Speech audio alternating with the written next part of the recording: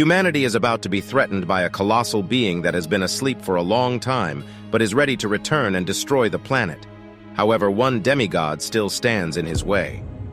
In ancient times, the world was ruled by gods and monsters, and Perseus, the demigod son of the great god Zeus, was the one who defeated the most terrible monster, the Kraken, released by Hades, the god of the underworld. For his bravery, Perseus was offered a place to rule by Zeus's side, but Perseus was a strong-willed individual and chose to live as a man. Even when his wife passed away, he refused to pray to any of the gods. In the present day, Perseus lives as an honest man, making a living as a fisherman and raising his son, Helios. Helios shows interest in being a demigod and a warrior, but Perseus promised his wife that he would never let Helios hold a weapon. He instead teaches Helios to study and to make an honest living. One day, as Helios sleeps, Zeus arrives to meet Perseus. He tells Perseus that there is a great calamity coming and he needs Perseus's help. Perseus asks why the great god Zeus would possibly need his help, and Zeus explains that things have changed. He explains that the people of Earth have stopped praying to the gods recently, and when the people don't pray, the gods lose their power. Perseus insinuates that it is the behavior of the gods that is responsible for the decrease in prayers, but Zeus explains that if the gods lose their power, all their work will come undone. This means that all the demons and monsters trapped in the underworld prison of Tartarus will be released. Zeus adds that if the gods are drained of all their power, then the colossal titan Kronos will be released, and he will destroy the entire world.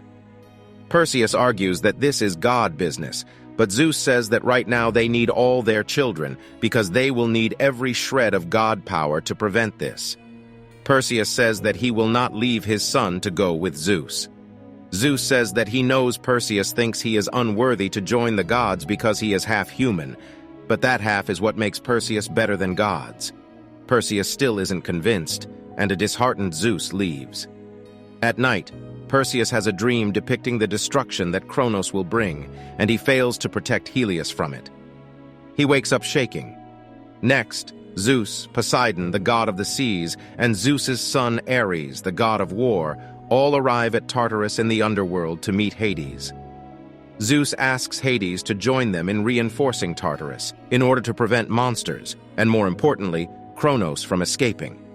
Hades is reluctant because Zeus was the one who banished him to the underworld for eternity.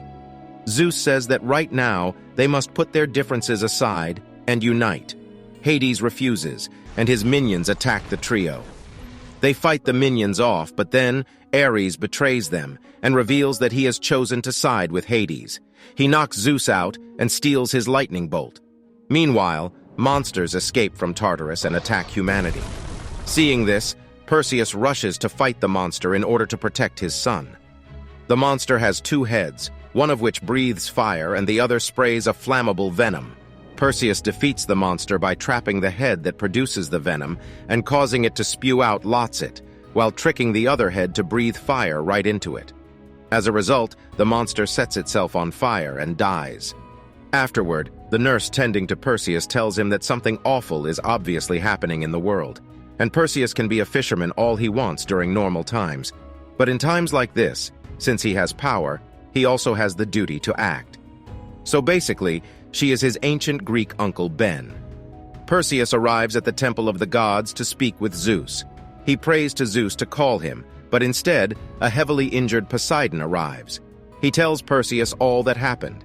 He reveals that Ares and Hades have decided to side with Kronos, and all the other gods are gone. Perseus is their only hope. He must go to the underworld and free Zeus. Perseus asks how he can do that, and Poseidon says that he must find Poseidon's son, Agenor. He tells Perseus to ask Agenor to take him to the Fallen One. He reveals that Agenor is currently with Andromeda, the queen. Before succumbing to his injuries, Poseidon hands Perseus his trident and tells him to give it to his son, should he be worthy. In the underworld, Hades and Ares tie Zeus up and reveal that they have made a deal with Kronos. They will allow Kronos to drain Zeus's power so that he can free himself from Tartarus, and in return, he will grant them the immortality that the gods have lost due to no one praying to them anymore. Zeus tries to reason with Ares, but Ares resents Zeus because he only treats Ares like a son when he needs him. Zeus speaks to Hades instead and laments having treated Hades so wrongly. Perseus gets on his horse Pegasus and arrives in Argos to meet Andromeda, who already has her army fighting the monsters coming out of Tartarus. Andromeda's generals believe that the monsters are coming because they have offended the gods, and they need to pray to stop this madness. The soldiers always pray to Ares because he is the god of war, but Perseus reveals that Ares is no longer on humanity's side. Andromeda and Perseus catch up, as they are old friends, and then she asks him what he wants. Perseus tells her that he is looking for Agenor. She takes him to the prison where Agenor is kept. She reveals that he is a known liar and a thief. Perseus tells Agenor that they are cousins and asks for his help in finding the Fallen One. Agenor demands a royal pardon and his body weight in gold in return for this service, and Andromeda grants it. Next, they take Agenor and get on a ship. Andromeda joins this mission, despite Perseus trying to convince her that Greece needs its queen. On the ship, Perseus asks Agenor who the Fallen One is, and he reveals that the Fallen One is a god named Hephaestus.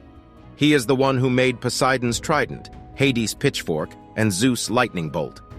The three weapons combined make the Spear of Triumph, the only weapon capable of killing Kronos. Agenor says that Hephaestus is on the island of Kale, and he can take them there a lot faster if they unchain him and hand him his father's trident. Despite Andromeda warning against it, Perseus fulfills Agenor's demand, and Agenor proceeds to place the trident at the front of the ship, causing the ship to move ahead at full speed.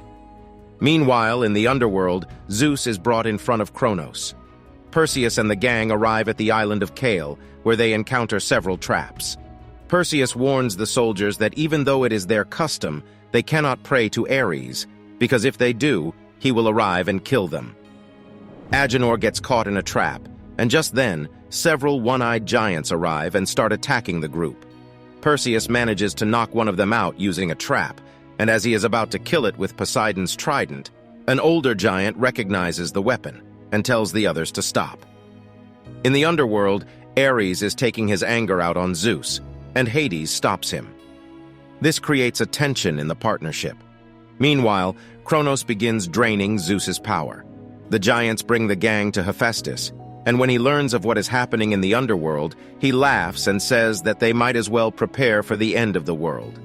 He also reveals that he has no power now because Zeus took it from him when he sided with Hades in the early days. He reveals that in the beginning, Hades was just and strong, and it was Zeus who became drunk with power. Andromeda pleads for his help, and he gets convinced because she reminds him of his late wife, Aphrodite. Hephaestus explains that Zeus is probably being held in the heart of Tartarus, and he can get them there because he is the one that designed Tartarus. To get there, they'll have to go through a complicated labyrinth, which only he knows the way through.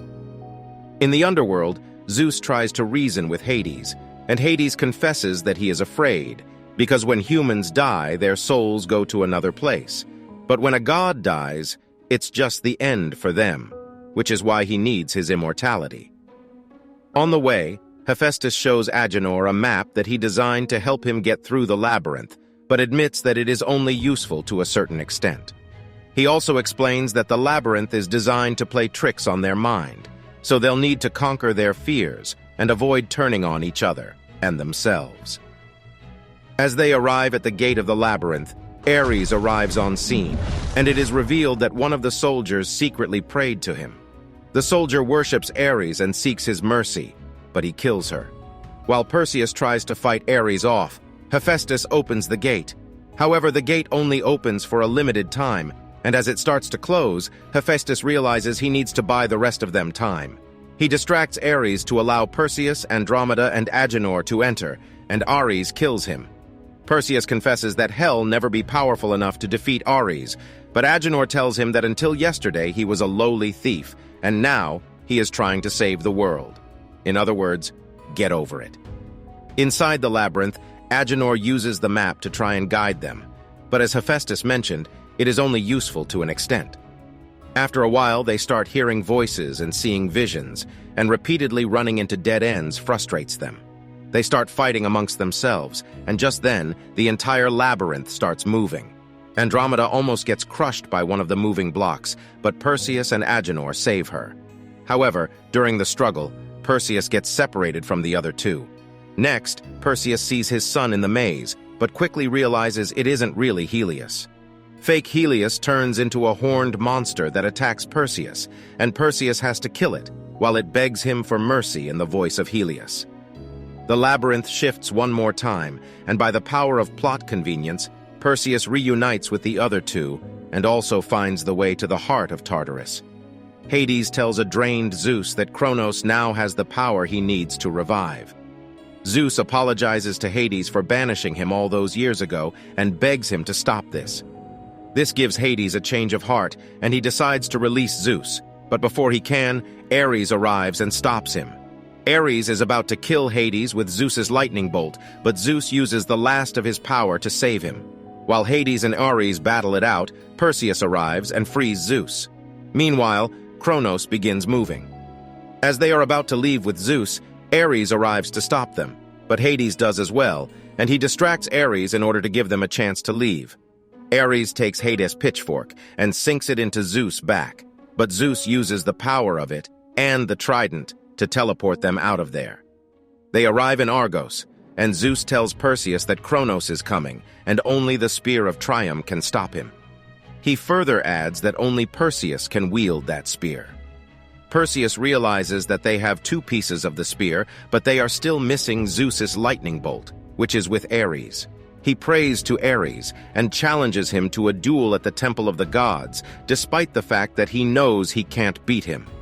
Before leaving, Perseus tells Andromeda to hold Kronos back with her armies and buy him time to get the bolt from Ares. A volcano erupts, and Andromeda realizes that Kronos is near. But before he arrives, several of his minions do, and battle it out with Andromeda's army. Perseus arrives at the temple and finds that Ares has kidnapped his son. Ares says that he will kill Perseus in front of Helios. The fight begins, and Ares quickly overpowers Perseus, beating him to a pulp. Back at the camp, Hades arrives and heals Zeus one last time with whatever power he has left. The two decide to use their remaining power to help with the battle. In the temple, Ares is about to finish Perseus off when Helios distracts him long enough for Perseus to steal the lightning bolt off his back and kill him with it. Just then, Kronos emerges from the volcano, and Perseus rushes to combine the three god weapons to create the Spear of Triumph. Kronos causes destruction on an unimaginable scale, and Perseus rushes toward him on the Pegasus. However, he finds it hard to make it within striking range of the Titan.